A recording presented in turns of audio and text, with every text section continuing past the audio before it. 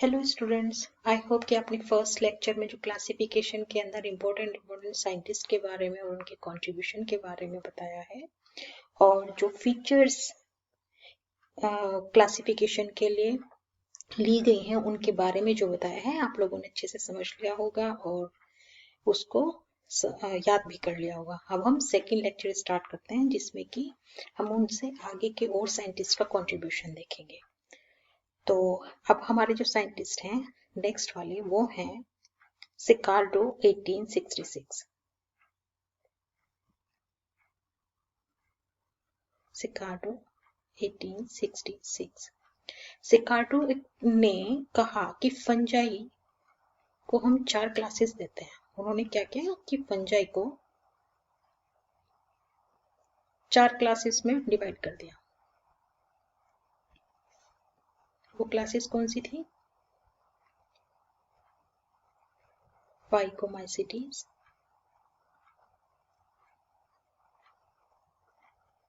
Ascomycetes,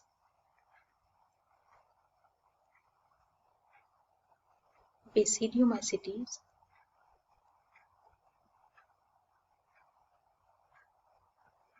और deuteromycetes.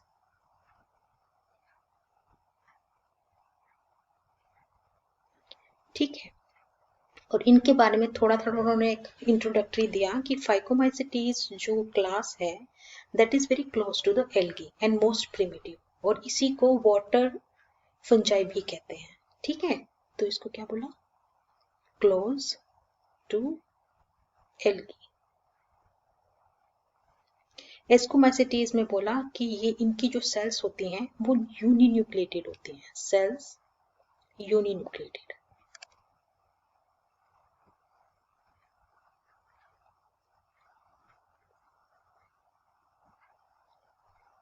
जो spores होते हैं वो एंडोजीनस होते हैं। अब ये चीजें तो आप समझते होंगे, हमने लास्ट लेक्चर में पढ़ी थी एंडोजीनस क्या होता है।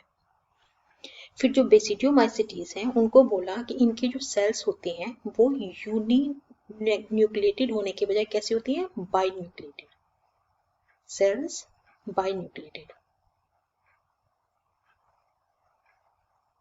देखिए आप ऐसे याद कर सकते हैं, बी फॉर बेसिडियोमाइसिटीज, सेल्स कैसी? B for binucleated. यहाँ पर जो बेसिडियोमाइसिटीज के अंदर जो स्पोर्स होते हैं दोज आर एक्सोजीनस। ठीक है, ड्यूटेरोमाइसिटीज में क्या होता है कि इनके अंदर सेक्सुअल रिप्रोडक्शन एब्सेंट होता है।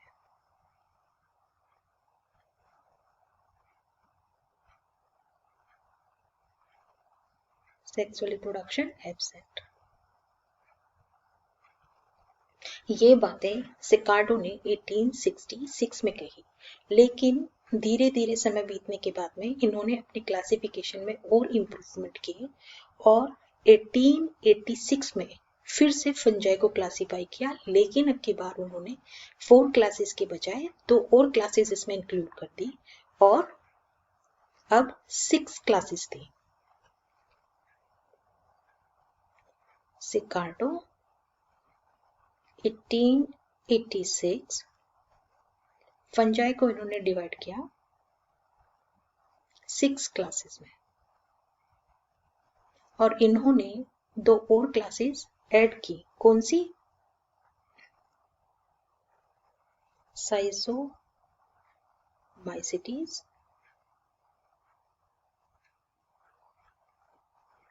और दूसरी मिक्सोमाइसिटीज।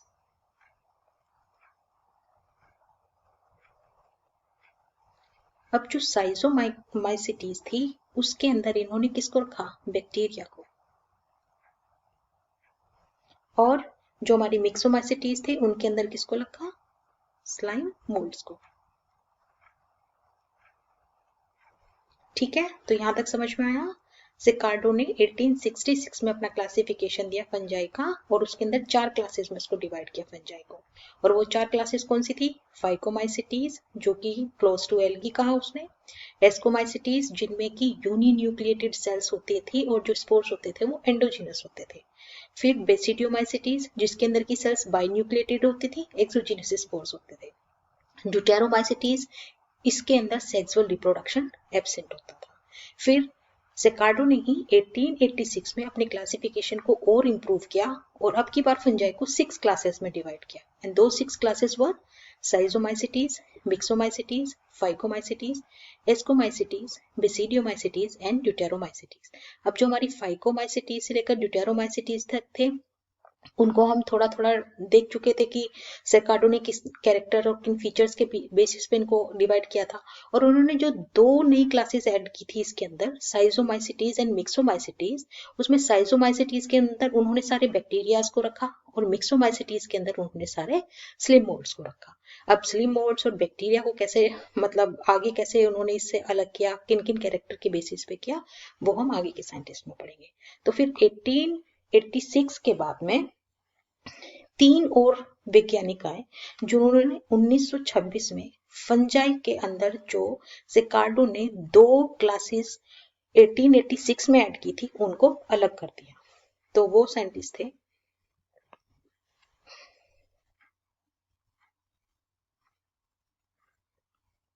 Gwen von and Berners. इन्होंने 1926 में फंजाई का जब क्लासिफिकेशन दिया तो इन्होंने वही क्लासिफिकेशन दिया जो कि सिकार्डो ने 1866 में दिया था, 1866 में दिया था। इन्होंने क्या किया कि साइजोमाइसिटीज और मिक्सोमाइसिटीज को हटा दिया। उन तीनों ने क्या किया कि साइजोमाइसिटीज और मिक्सोमाइसिटीज को क्लासिफिकेशन से हटा दिया और उन्होंने बोला कि bacteria and slim words are not fungi but fungi like forms। क्या बोला इन तीनों ने कि जो साइजोमाइसिटीज और मिक्सोमाइसिटीज के मेंबर्स हैं वो फंजाई नहीं है, बल्कि फंजाई जैसे कुछ कैरेक्टर को रखने वाले या फंजाई फॉर्म लाइक ऑर्गेनिजम्स हैं। ठीक है, इसी के बेसिस पे उन्होंने फिर माइसीलियम को डिवाइड किया। ऑन बेसिस ऑफ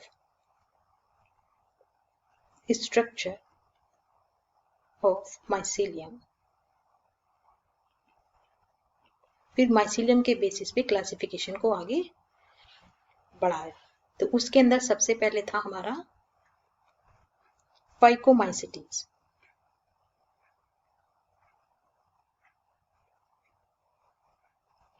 फाइकोमाइसिटीज में क्या था, कैरेक्टरिस्टिक फीचर क्या थी उसकी, वो सब एसेप्टेट थे और उनके अंदर जो सेक्सुअल रिप्रोडक्शन था, सेक्सुअल रिप्रोडक्शन 2 तरीके से था, बाय oospores और बाय zygospores।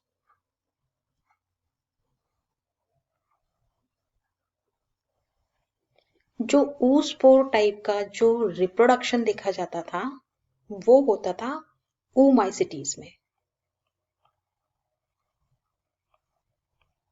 और जो zygospore टाइप का जो रिप्रोडक्शन देखा जाता था वो था zygomaicities में।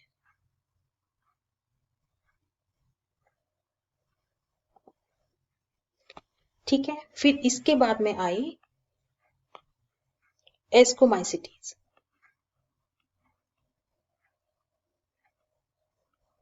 एस्कोमाइसिटीज का जो माइसीलियम था दैट वाज सेप्टेट।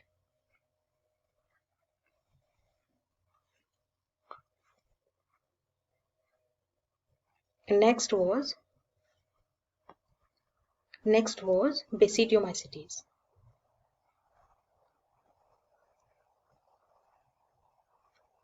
बेसिडियोमाइसिटीज भी सेप्टेट था। और फिर deuteromycetes,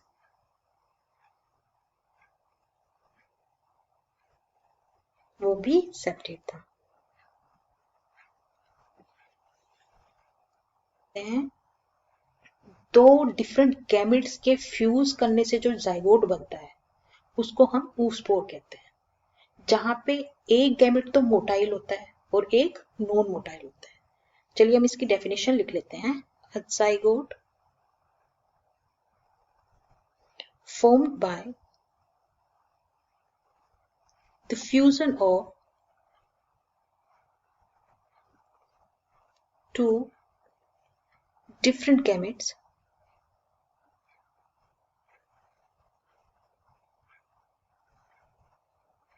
where one is motile and another non-motile।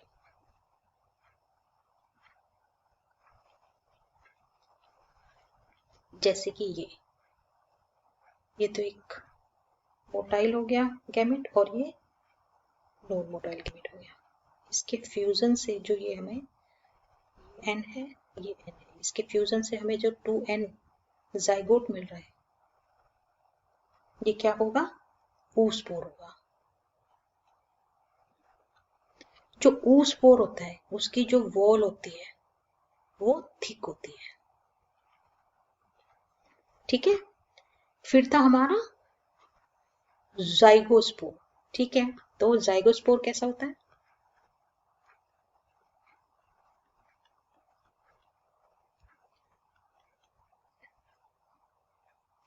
Zygospore के अंदर जो फ्यूजन होता है गैमेट्स का, उसके अंदर दोनों गैमेट्स सिमिलर होते हैं, ठीक है।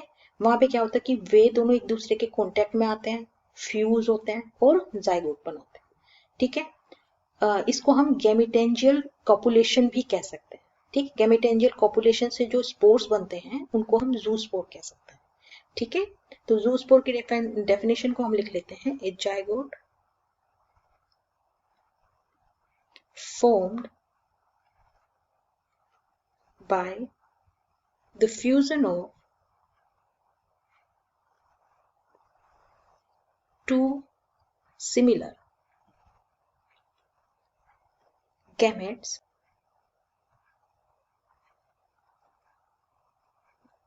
they come in contact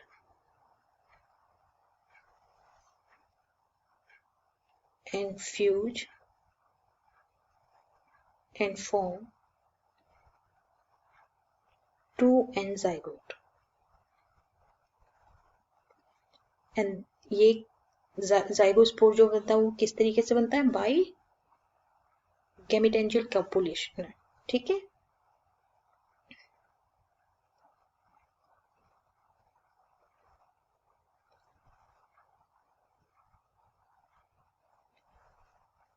देखिए इसमें कैसे होगा, सिमिलर स्पोर्स हमारे जाइगोस्पोर बनने के लिए क्या आएगा, सिमिलर गैमेट्स आएंगे, ठीक है। जैसे ये एक गैमेट आ गया, एक इसका हाइफी आ गया और एक इसका हाइफी आ गया, ठीक है। एक दूसरे के कांटेक्ट में आकर के इन्होंने यहाँ पे एक ऐसी स्ट्रक्चर बना दी, ठीक है। ये हमारा क्या है, जाइगोट 2n, n ये था और n ये था, ठीक है। इस ये जाइगोट जो बना, इससे जो बना इसको हम क्या कहते हैं, जूस्पोर्स।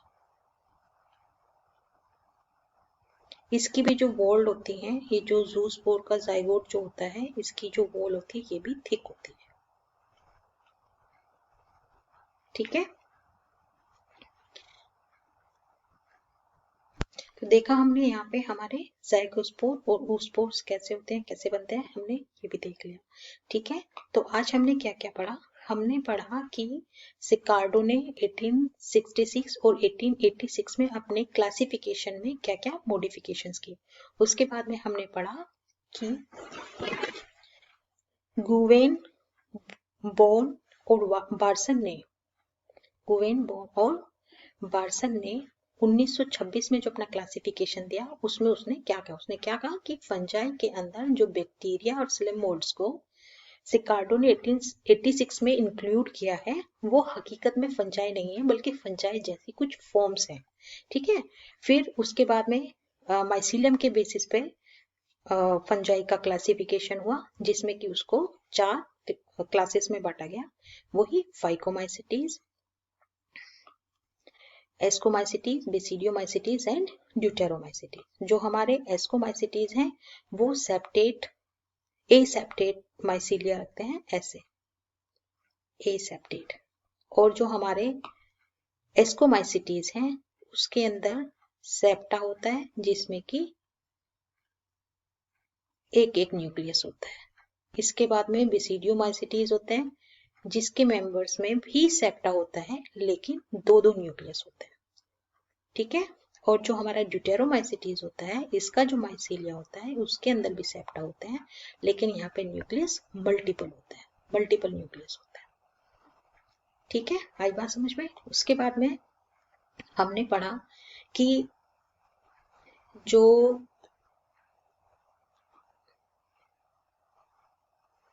जो फाइकोमाइसिटीज हैं, उन फाइकोमाइसिटीज के अंदर जो सेक्सुअल रिप्रोडक्शन होता है उसके अंदर oospore और zygospores होते हैं। जो oospores होते हैं ओमाइसिटीज में के मेंबर्स में होते हैं, जो zygospores होते हैं वो zygomaicities के मेंबर्स में होते हैं। फिर हमारे दिमाग में क्वेश्चन आएगा कि oospores क्या होते हैं, zygospores क्या होते हैं। तो बाद में बताया गया कि oospores जो होते हैं वो दो ऐसे गैमेट्स के फ्यूजन से बनते हैं जो डिफरेंट होते हैं, डिफरेंट गैमेट्स के फ्यूजन से बनते हैं। डिफरेंट गैमेट के फ्यूजन से क्या मतलब है कि उसमें एक तो मोटाइल होगा और एक नॉन मोटाइल होगा। जब मोटाइल और नॉन मोटाइल गैमेट के फ्यूजन से जो हमारा जाइगोट बनता है, 2n जाइगोट बनता है, उसको oospore कहते हैं। और जो सिमिलर गैमेट्स के फ्यूजन से बनता है उसको जाइगोस्पोर कहते हैं, ठीक है। यहाँ पर जो जाइगोट बन रहा है वो सिमिलर गैमेट्स से मिलकर के बन रहा है, तो उसको जाइगोस्पोर कहते हैं। आई होप आपको जो मैंने क्लासिफिकेशन में आगे पढ़ाया वो समझ में आया होगा। तो प्लीज अगर आपके लिए हेल्पफुल है तो चैनल को सब्सक्राइब कीजिए, लाइक कीजिए, शेयर कीजिए। Thank you for watching. Next lecture में हम इससे आगे का पढ़ेंगे, जो आगे की क्लासिफिकेशन है, जो अदर साइंटिस्ट का कंट्रीब्यूशन है, वो सब पढ़ेंगे। Thank you for watching.